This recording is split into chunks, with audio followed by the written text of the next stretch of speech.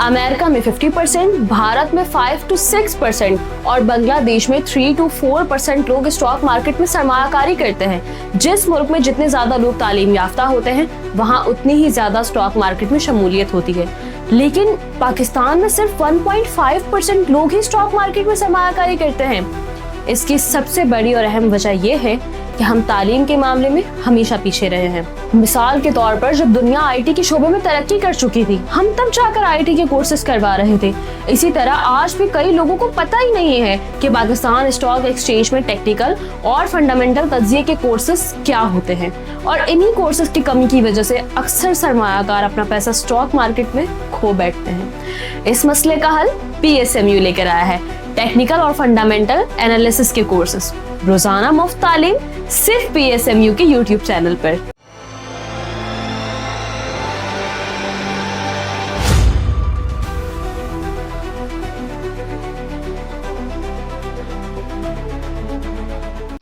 अस्सलाम वालेकुम, मैं हूं नादिया अनवर और आप देख रहे हैं पाकिस्तान शेयर मार्केट अपडेट्स।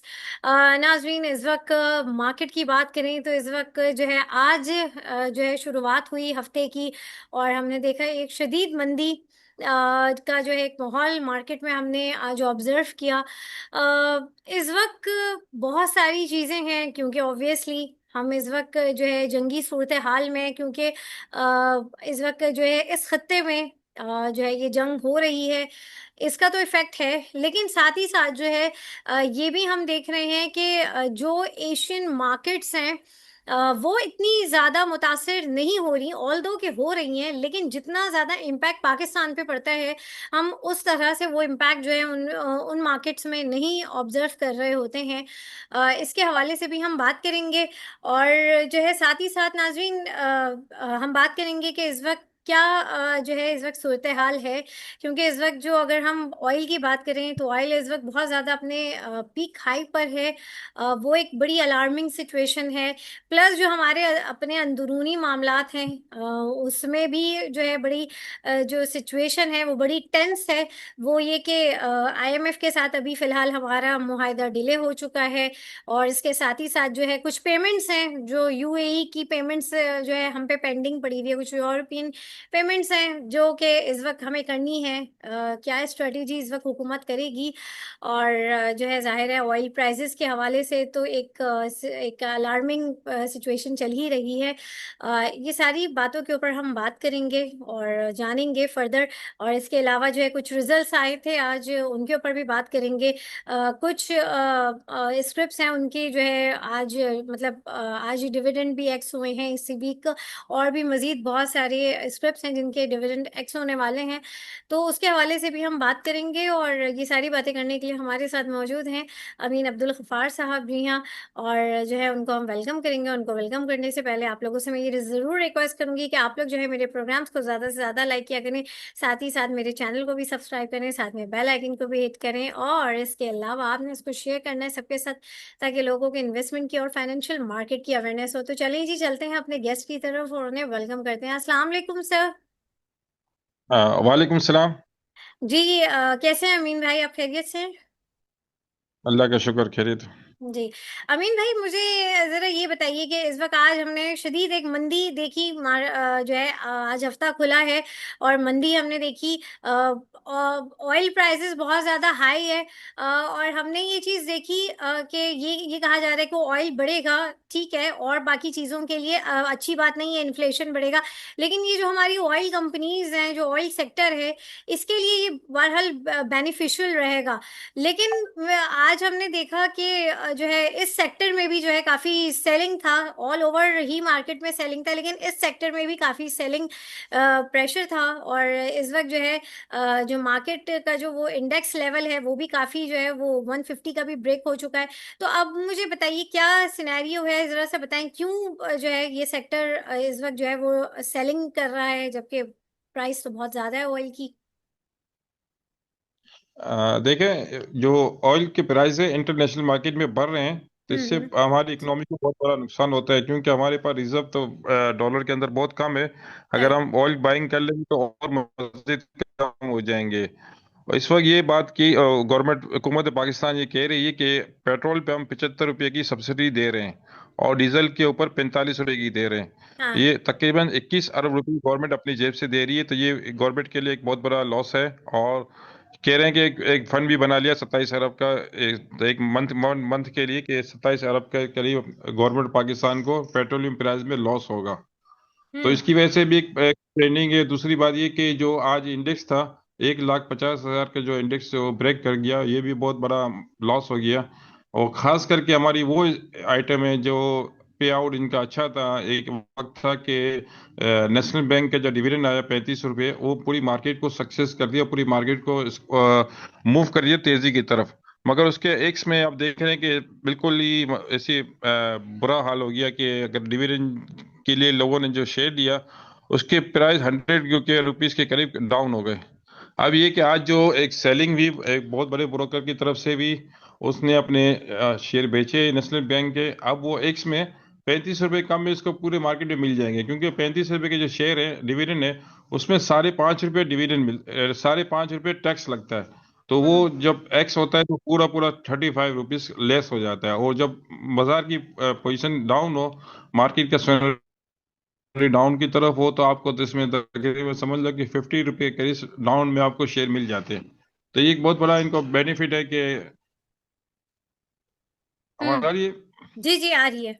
बहुत बड़ा एक बेनिफिट है ब्रोकर को, कि पेंडिंग सूरत के अंदर इसने डाउनफॉल के अंदर इसने एक बहुत बड़ा गोला बना लिया, बहुत बड़ा इसने एक वो बना लिया। क्योंकि जब शेयर बेचे वो उसको 50 रुपीज करीब इसको शेयर दोबारा मिल जाएंगे। तो ये एक मार्केट का हिस्सा है। क्योंकि हमारी मार्केट के अंदर कोई ऐसी सूरत हाल नहीं कि फॉरेनर को शेयर बेच के मुल्क से बाहर जाना है। हमारे इदारे खेलते रहते हैं। अ, मौका देख के कभी बैंक सेल करता है, कभी इंश्योरेंस सेल करता है, कभी कंपनी सेल करता है, कभी म्यूचुअल फंड सेल करता है, कभी इंडिविजुअल सेल करता है। फिर बैंक के अंदर वही इदारे दोबारा खड़े हो जाते हैं।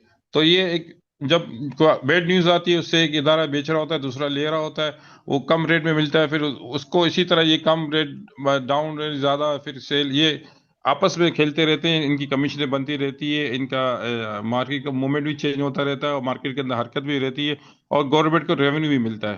तो ऐसी सूरत हाल नहीं है कि सब ये इदारे सब बेच बाज के यहाँ से फना फिल्ला हो जाएंगे या मार्केट छोड़ के चले जाएंगे, ये नहीं होगा। बल्कि ये आपस में खेलते रहेंगे। इसमें पब्लिक को ये चाहिए कि उसको रेट को फॉलो करे। अगर पिक रेट पे इसको पिक रेट आता है तो वहां से सेल करे, और डाउन आता है तो उसमें बाइंग करे। तो ये भी एक फॉर्चुनेटली होती है। मगर ये जो मार्केट की जो स्टडी करता है, वो खास करके जो एनालिस्ट होते हैं, जो प्रीमियम हम्म। ग्रुप चलाते हैं, वो आपको सजेशन देंगे कि यहाँ बाइंग करें, यहाँ सेलिंग करें, यहाँ मूवमेंट सही। अच्छी है, या बेड न्यूज है यहाँ सेल कर दे, आपको दोबारा अपने स्टॉक कम रेट में मिल जाएंगे। तो ये इसी तरह चलता रहेगा। बाकी ये कि आप लॉन्ग टर्म में इन्वेस्टमेंट करें, वो अलग बात है। शॉर्ट टर्म में भी आपको यहाँ खेलने का बहुत अच्छा मौका मिला हुआ है, तो अगर इससे कोई फायदा उठाना चाहे तो उठा सकता है। सही। तो शॉर्ट टर्म के लिए अमीन भाई किन स्क्रिप्ट्स में जाएं, थोड़ा सा बताएंगे? देखिए, शॉर्ट टर्म में आप देखें ना, हर इसके के अंदर ऑयल सेक्टर के अंदर बहुत बड़ी मूवमेंट हो रही है, फर्टिलाइजर सेक्टर के अंदर बहुत बड़ी मूवमेंट हो रही है, और ये फार्मास्यूटिकल में भी हो रही है। तो ये तीन चार ऐसे सेक्टर है। और ऑटो सेक्टर के अंदर हो रही है। कहीं ना कहीं आपको मूवमेंट मिलती है, कहीं ना कहीं आपको कैश फ्लो आपके पास होगा, तो आपको चांस जरूर मिलता है। डाउन पे भी मिलता है, अप पे भी मिलता है। जैसे कि आपने एक स्टॉक 50 रुपए में ले लिए, ठीक है, दूसरे दिन बैड न्यूज आ गया, आप उसको तुरंत 45 में भी बेच देते हैं, तो आपको 40 पे दोबारा मिल जाएगा। तो ये सिलसिला चलता रहेगा। इस वक्त आपको वो नहीं है कि आपको एक हिम्मत करके अपने स्टॉक को लॉस में भी बेच सके, फिर दोबारा और कम में रेट में मिल जाएंगे, तो आपकी एवरेज कम हो जाएगी। तो ये अभी खेलने का तरीका है। बाकी आप दूसरे तरीके अगर लेके बैठे होंगे तो आपको पता चलेगी इन्वेस्टमेंट आधी हो गई। तो कहीं ना कहीं मूवमेंट करें तो कम से कम आपको मजा भी आएगी काम करने के लिए, और कहीं ना कहीं आपका लॉस कम होता जाएगा। सही, बिल्कुल। और इसके साथ ही साथ वॉल्यूम्स की बात करें तो बिल्कुल मार्केट में वॉल्यूम्स जो है बिल्कुल है ही नहीं। इसके इसकी क्या वजह है, और क्या ये चीज़ इम्प्रूव हो सकती है अभी? क्योंकि जाहिर है, ये कहा तो जा रहा है कि जी इन्वेस्ट करें, इस वक्त मार्केट बड़ी डिस्काउंट हुई हुई है। तो वॉल्यूम्स बहुत डाउन है। देखिए, वॉल्यूम जो ज्यादा होते हैं वो पेनी स्टॉक के अंदर होते हैं, 100 इंडेक्स के अंदर वॉल्यूम नहीं होते। पहले भी आपने देखा होगा तेजी होती थी, तो 100 इंडेक्स के वॉल्यूम के अंदर भी अगर 1 अरब का काम हुआ है तो 30%, 25% इसका कंट्रीब्यूट होता था। बाकी तो पेनी स्टॉक का होता था। कोई जैसे WTO बार की बहुत ज्यादा वॉल्यूम है, कृष्ण अपने छोटी जो आइटम है, और समेट बैंक है, VA में तो ये सब ये छोटी छोटी आइटम के अंदर बड़े बड़े वॉल्यूम हो जाते थे, टेली कार्ड के अंदर बहुत बड़ा वॉल्यूम हो जाता था। तो हाँ। ये वॉल्यूम होता था, मगर ये अभी पेनी स्टॉक के अंदर भी वॉल्यूम नहीं हो रहे, क्योंकि लोग साइडलाइन हो गए। लोगों को इतना मार दिया कि अब उनके पास ताकत नहीं है। पहले पहले तो ये होता था कि लोग डे ट्रेडिंग करते थे, तो उसमें लोग कमा भी जाते थे। अब ये कि जो जो जो इस वक्त जो मार्केट के हालात चल रहे हैं, तो जो बड़े में जो ब्रोकर हजरात है वो डे ट्रेडिंग क्लाइंटों को नहीं करा रहे, क्योंकि इसमें बहुत ज्यादा लॉस होने के चांसेस होते हैं। डे ट्रेडिंग में फिर आपको एंड में पोजीशन स्क्वायर करनी होती है, चाहे कुछ भी रेट हो, तो इसमें बहुत बड़ा लॉस हो जाता है। तो इन लोगों को साइड पे किया हुआ है कि मौका देख के काम करे। अभी मौका नहीं है, अभी डाउनफॉल चल रहा है, क्योंकि बैड न्यूज मुसलसल आ रही है। जंग भी रुक नहीं रही, और ऑयल के प्राइस भी बढ़ रहे हैं, और दूसरा कि जो मुल्क में जो आईएमएफ का जो कर्जा था वो नया मिलने वाला भी नहीं है। इस वक्त पाकिस्तान का जो कर्जा, आईएमएफ का प्रोग्राम थोड़ा डिले हो गया है, और जो यूरो की पेमेंट भी पाकिस्तान को अदा करनी है। यूएई के जो कर्जे थे $2 अरब, वो भी रोल ओवर नहीं हुए। तो ये सारी सिचुएशन इस वक्त मुल्क के अंदर नजर आ रही है। तो इससे कि सरमाए का जो इंडिविजुअल है, म्यूचुअल फंड है, ये सब इनको रिडम्पशन आ जाती है, बेच देते हैं। मगर ये कि लेने के लिए भी दूसरा इदारा खड़ा हो जाता है, क्योंकि इनको पता है आज नहीं तो कल, कल नहीं तो 1 महीने के बाद, 2 महीने के बाद मार्केट दोबारा मुंह में हो जाएगी। तो आपको अगर आप साल का हिसाब देखेंगे तो साल के आपको 25% या 50% रिटर्न मिल जाएगा स्टॉक मार्केट से। तो ये एक लॉन्ग टर्म सोच से काम करते हैं, तो वो कमाते हैं। सही। तो अभी सबसे ज्यादा जो हमारी मार्केट इस वक्त इफेक्ट हो रही है, अगर हम बाकी और दूसरी मार्केट के बारे में अगर देखें, जो एशियन मार्केट्स हैं, तो सबसे ज्यादा क्यों असर हमारी ही मार्केट में पड़ रहा है? थोड़ा सा ये इसके हवाले से भी बताएं। देखिए, हमारी मार्केट में लोग दोनों तरफ बैटिंग करते हैं। बॉलिंग की तरफ भी करते हैं और बैटिंग की तरफ भी बैटिंग करते हम्म। हैं। मार्केट के अंदर सेल करके भी कमाते हैं और बाइंग करके भी कमाते हैं। तो अगर बैड न्यूज होती है तो सेल करके कमा लेते हैं, सेल कर देते हैं अपने सुबह सुबह आके स्टॉक। फिर एंड में उनको कम और कम में मिल जाते हैं, फिर बाइंग कर लेते हैं, तो उनका एक अच्छी अमाउंट का गोला बन जाता है, फिर उससे ज्यादा शेयर खरीद लेते हैं। सही तो है। ये तो एक मार्केट का दूसरा तरीका है काम करने ये का, तो एक क्योंकि हमारे रेगुलर जो, प्रैक्टिस है। हाँ, रेगुलर ये इस तरह डबल बेटिंग करते हैं, तो ये सही अपने है। आप को जिंदा रखते हैं। बिल्कुल ऐसा नहीं कि लेके बैठ के पठान की तरह, बस चलो ठीक है ले लिया, अब मरेगा तो बेचेंगे। तो ये सिलसिला नहीं करते, खेलने वाले दोनों तरफ खेलते हैं। सही, बिल्कुल। और जो है इस वक्त जो रिजल्ट्स आए हैं, थोड़ा सा मैं चाहूंगी रिजल्ट्स के ऊपर भी जो है आप बताएं। आज पेल का रिजल्ट था, कोई खास इतना अच्छा रिजल्ट नहीं आया, डिविडेंड तो था नहीं। और साथ ही साथ जो एबर्ट का भी रिजल्ट आया, तो मैं चाहूंगी कि थोड़ा सा इन रिजल्ट्स के बारे में भी आप थोड़ा बताएं।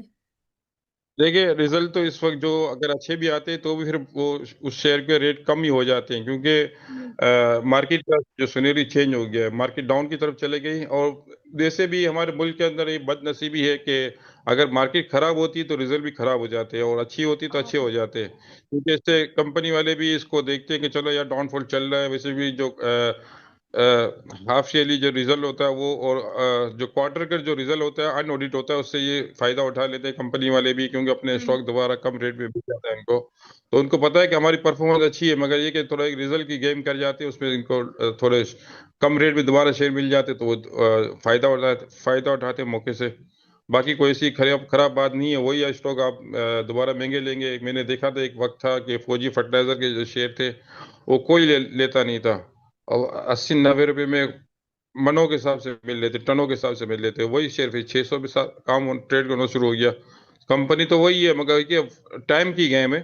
तो अभी जो टाइम थोड़ा बुरा चल रहा है, अगर जिसके पास इन्वेस्टमेंट पड़ी हुई है ऐसी, जो बिल्कुल कुछ ये मतलब एक लॉन्ग टर्म कर सकता है, बिल्कुल कहते हैं कि फालतू हो ये सब, मतलब कि और किसी की जरूरत ना हो, तो ये काम इस वक्त मार्केट में जो शेयर लेगा वो कमाएगा।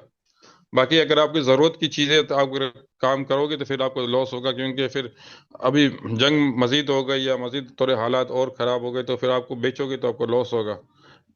कम से सही। कम 6 महीने या इन्वेस्टमेंट करें तो इंशाल्लाह यहाँ से डबल होने के चांसेस ज्यादा है। सही, इंशाल्लाह, हो फॉर द बेस्ट। और अमीन भाई, कल की मार्केट कैसी लग रही है? और इस वक़्त क्या कौन सा आइटम्स आप देख रहे हैं? ऑयल एंड गैस सेक्टर तो चलें ठीक है, वो तो है, ऑयल सेक्टर में बिल्कुल हमें एंट्री लेनी चाहिए। और इसके अलावा जो है कौन से स्टॉक्स हैं जिनको आप कहेंगे कि उनमें जो है इस वक़्त आप एंट्री ले लें?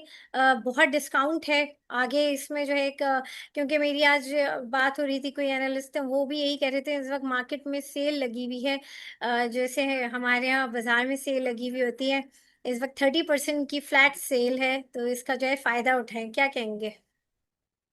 देखिए स्टॉक का तो मैं आपको सबसे पहले तो कल की मार्केट का बताएँ।